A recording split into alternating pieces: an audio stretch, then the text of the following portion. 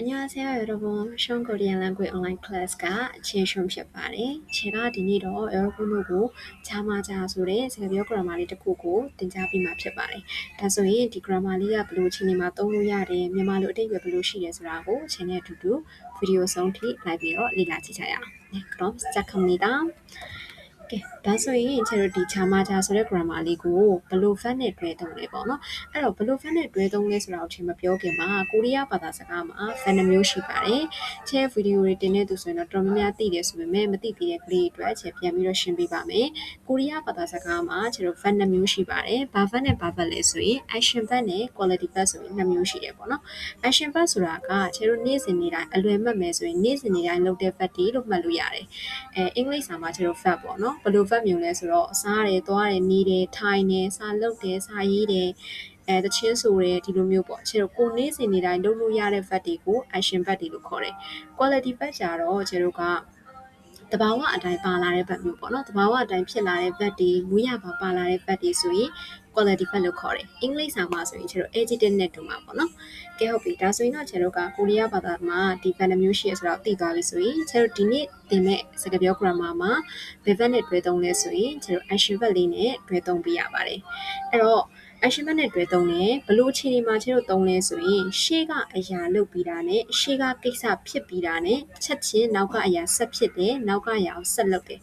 နားတာမျိုးမရှိတော့ဘဲနဲ့ရှေ့ကအရာပြီးသွားတာနဲ့ချက်ချင်းပဲနောက်ကအရာကိုဆက်လုပ်တယ်ဆက်ဖြစ်တယ်လို့ကျတော့ပြောတဲ့အခါမျိုးမှာသုံးလို့ရပါတယ်အဲ့တော့မြန်မာလိုအဓိပ္ပာယ်လေးကျတော့မှတ်မယ်ဆိုရင် factor နဲ့ချက်ချင်း factor နဲ့တပြိုင်နက် verb ပြီးချင်းဆိုတဲ့အဓိပ္ပာယ်မျိုးနဲ့ကျတော့သုံးလို့ရတယ်ဒါဆိုရင်ကျတော့ verb တွေပေါင်းမပေါင်းလေးကိုခြေနဲ့တူတစ်ချက်လောက်ကြည့်ကြည့်အောင်ကဲဒီမှာအဲ့တော့ကျတော့ action verb တွေကိုဂျာမာဂျာနဲ့ပေါင်းမယ်ဆိုဘယ်လိုပေါင်းရမလဲဆိုတော့လွယ်လွယ်လေးပါပဲကျတော့ကမူရင်း verb ကဒါလေးဖြုတ်လိုက်မယ်ခါတာဆိုရင်ခါကြမှာကြမောက်တာဆိုရင်မောကြမှာကြဒါမျိုးကျတော့ပေါင်းအောင်မယ်အသက်ပါမပါထည့်သွင်းစဉ်းစားစရာမလိုပါဘူးเนาะကဲဒါဆိုရင်ကျတော့တွေအဓိပ္ပာယ်လေးဘာသာပြန်ကြည့်အောင်ခါကြမှာကြခါတာကိုကျတော့တစ်ခါလေးကြာရင်တော့ခါတာကိုရောက်တယ်ဒါမှမဟုတ်သွားတယ်လို့ဘာသာပြန်မယ်เนาะသွားပြီးချင်း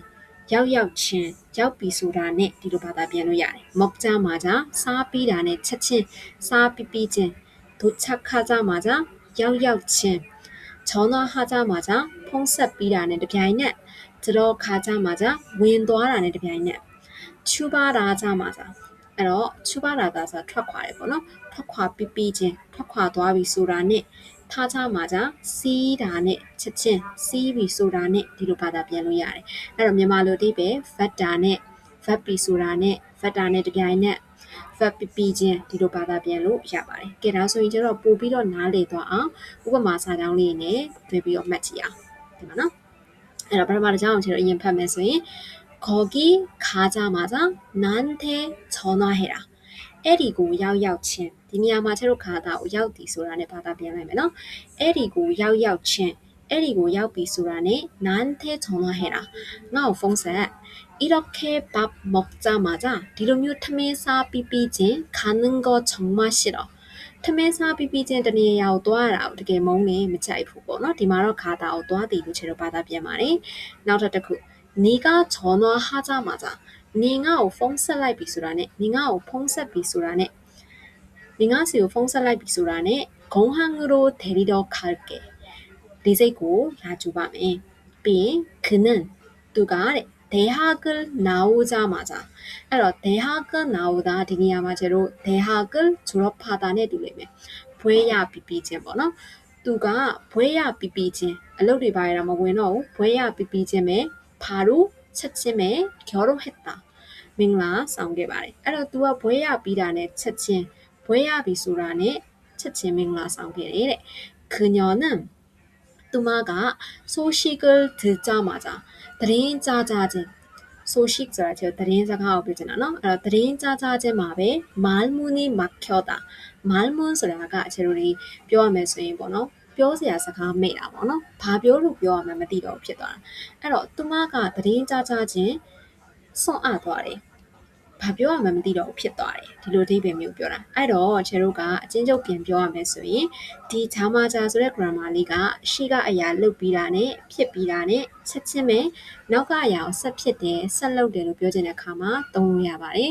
ကိုကစကားပြောလေ့ကျင့်နေတဲ့သူဆိုရင်ဒီ စကားပြော grammar လေးက 여러분တို့အတွက်အသုံးဝင်မယ်လို့ထင်ပါတယ်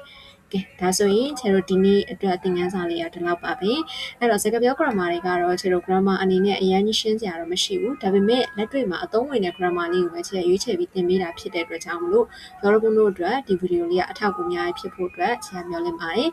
ကဲဒါဆိုရင်ခြေတို့ဒီနေ့သင်ခန်းစာလေးကဒီလောက်ပါပဲ그러면 다음 영상에 또 만나요. 안녕히 계세요.